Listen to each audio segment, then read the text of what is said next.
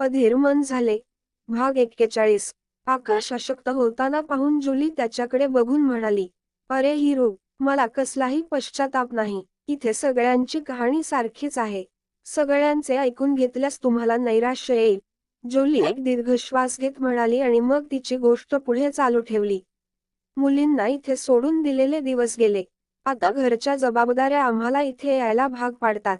बडीमा सुद्धा काही मजबुरीने हे पार्लर चालवते का माहित नाही, पण अचानक आकाशच्या तोंडून हा प्रश्न निघाला. आकाशला प्रश्न विचारून आश्चर्यही वाटलं, पण जुली जोरजोरात हसायला लागली. बेबी, हे पार्लर बडीमॉनचे नाही. म्हणजे? आकाश आणखी आश्चर्यचकित झाला. हे समाजातील शरीफ नावाच्या कोणा मोठ्या व्यक्तीकडून असावे. बडीमा फक्त आमची आणि या पार्लरची काळजी घेत आहे. वर्षांपूर्वी तिनेही इथे तेच केले होते जे आज मी करत आहे. मी करत आहे? जुली विचारात हरवून म्हणाली. म्हणजे ती पण कौटुंबिक जबाबदाऱ्यांमुळे या नोकरीत आली? का माहित नाही, पण आकाशची बडीमामबद्दलची आवड वाढत होती. खरं सांगायचं तर हिरो, बडीमामला आपल्या सगळ्यांची गोष्ट माहीत आहे. पण तिची कथा आमच्यापैकी कोणालाच माहीत नाही. मी जेव्हापासून या लाईनमध्ये आली आहे, तेव्हापासून मी तिला पाहते. खूप शांत आणि हसरा चेहरा. पण त्या हसण्यामागे खूप वेदना असल्याचं मला दिसतंय. जुली आता खूप भावूक झाली.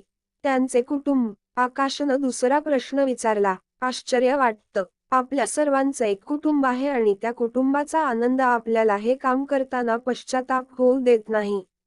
पण आजपर्यंत मी बडीमॉनच्या कुटुंबाचे नाव तिच्या तोंडून ऐकले नाही. कोणी विचारले तर ती फक्त म्हणते, तुम्ही सगळे माझे कुटुंब आहात.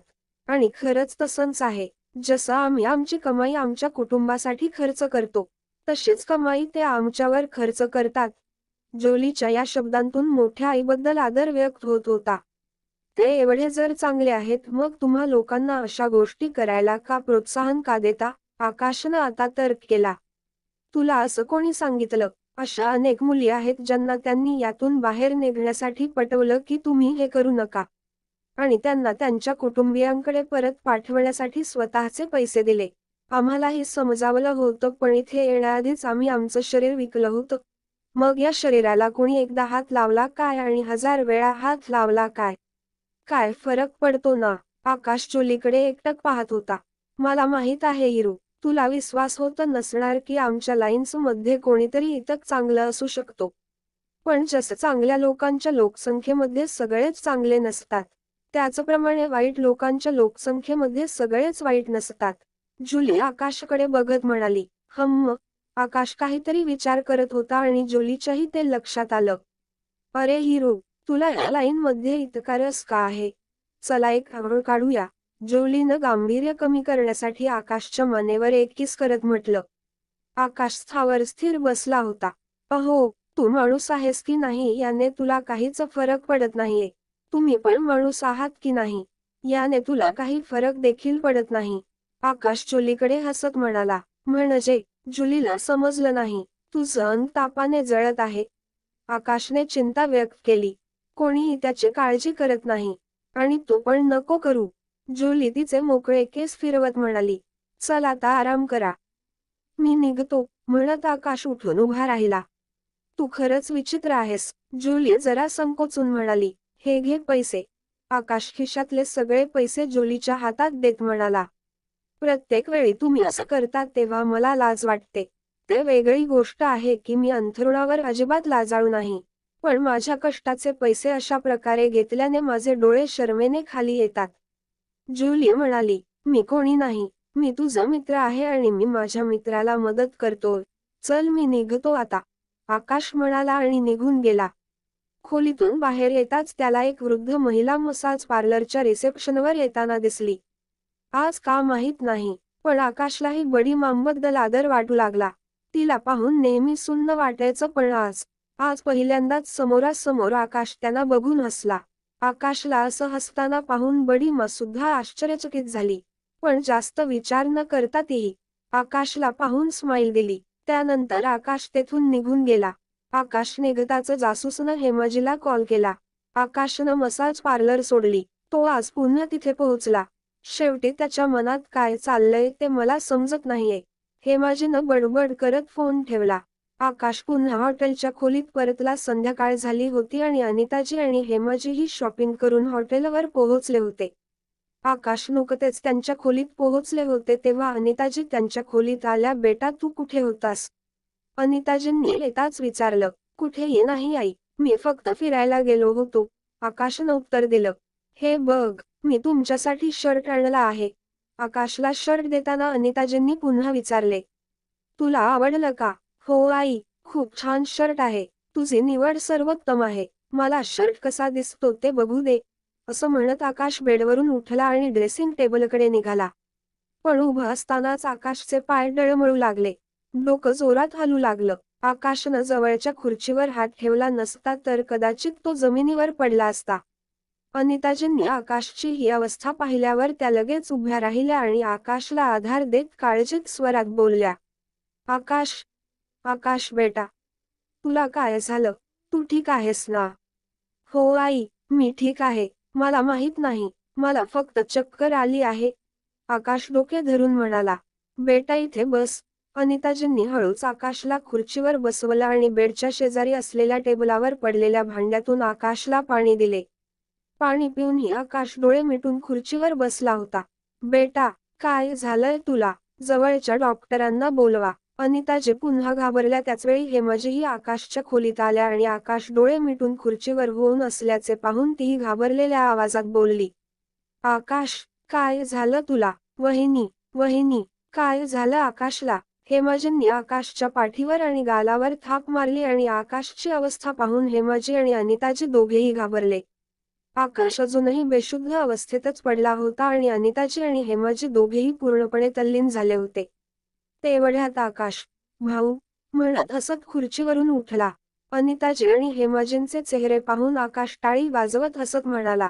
तुम्ही दोघांचे चेहरे बघा. तुम्ही कसे रडल्यासारखे झाले आहात. तू मूर्ख, तू आम्हाला घाबरवलेस. मी जवळजवळ घाबरलेच होते. हेमाजींनी आकाशला हलकेच मारले आणि म्हणाले. हो बेटा, कोणी असा विनोद करतं का? मी खूप घाबरले बेटा. तुला काही होऊ नये यासाठी देवाकडे मागणी घालायला लागलो होतो. अनिताजी घाबरल्या आणि त्यांनी आकाशला मिठी मारली.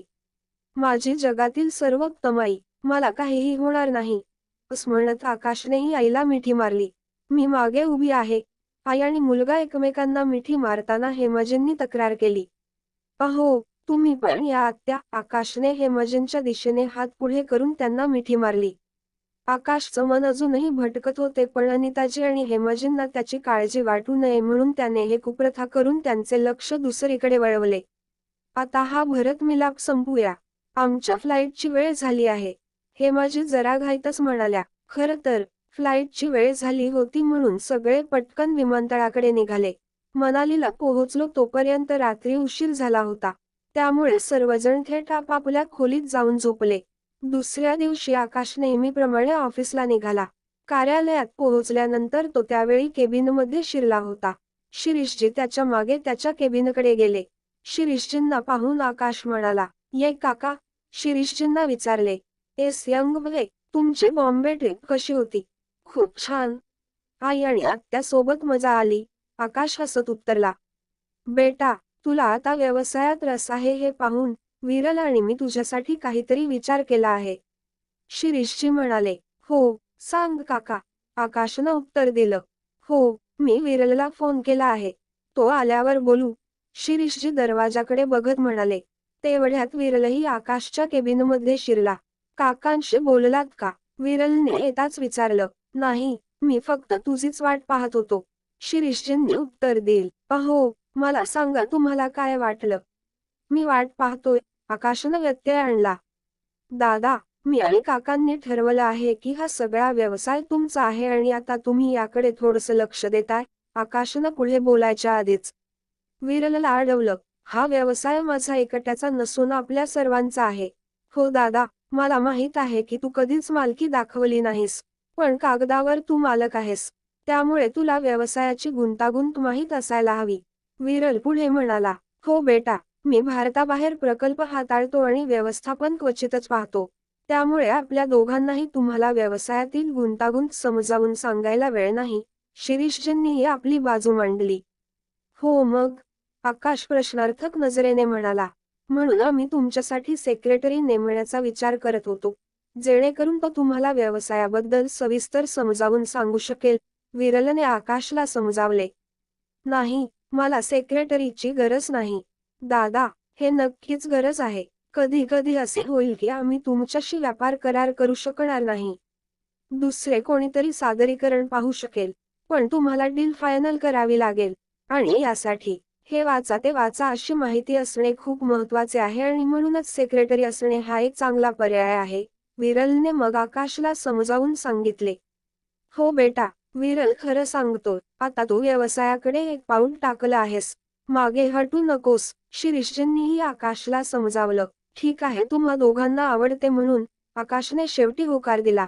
ठीक आहे, मग मी आज काही बायोडेटा घेईन आणि आपण लवकरच सेक्रेटरीसाठी मुलाखत घेऊ. विरल पटकन म्हणाला. हो, बरोबर आहे. शिरीषजी विरलच्या आवाजात सामील होत म्हणाले. आणि मग एक एक करून दोघेही आकाशच्या केबिनमधून बाहेर आले. हे गाईज, आकाशला अचानक काय झालं असेल? हेमाबेनने आकाशच्या मागे जाण्यासाठी गुप्तहेर का ठेवले आहे? जाणून घेण्यासाठी वाचत राहा. अधीर मन झाले.